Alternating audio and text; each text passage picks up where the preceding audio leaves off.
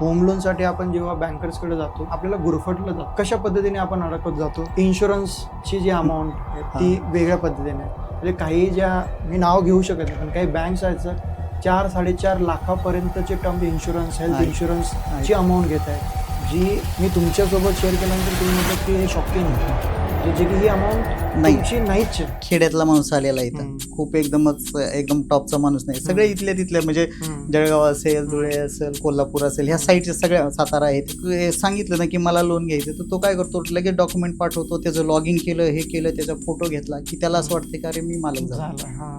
7-8 वर्षापूर्वी पण हे प्लॉटचं असं व्हायचं की एकत्रित डॉक्युमेंट व्हायचं, सिंगल होता वेळेस पण एकत्र व्हायचं. पण ते आपण एक म्हणतो ना, एकाने कवायतचा प्रकार, एकाने हात वर केले की सगळे मागचे, तशा ह्याच्यात लोकांनी खूप चुकीच्या पद्धतीने त्यावेळेस डॉक्युमेंट स्वतःचे करून घेतले आणि आज पण प्रॉब्लेममध्ये आहेत. पण ज्या ह्याच्यात ज्यांना आता हे ग्रामीणमधले आपली लोक आहेत, त्यांना लोन घेताना ते काय करतात की कुठल्या तरी बँकेला त्यांना वाटतं की, आणि हे लोक जे बाहेर जे लॉगिंग लगेच पटकन करून घेतात ना, विश्वास निर्माण करायचा प्रयत्न करतात. पण माझं लोकांना हेच मत आहे की तुम्ही त्याचं ऑफिस बघा, तो किती वर्षापासून तिथं काम करतोय, विश्वास ठेवा, कारण प्रत्येकाला कामधंदाही पाहिजे.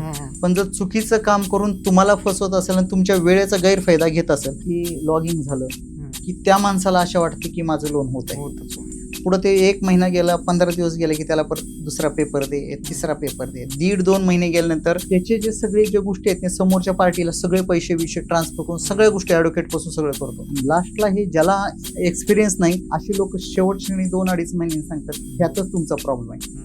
मग हीच एक्सपर्टी अगर ह्याच गोष्टी आपण न फसण्यासाठी, जे प्रामाणिक काही लोक आहेत म्हणजे आमच्यासारखे आहेत, माझ्या 10-15% या पुण्यात असतील लोक, त्या लोकांशीच त्यांनी संपर्क करावा. आमचं तर ऑफिस कंटिन्यू आहे.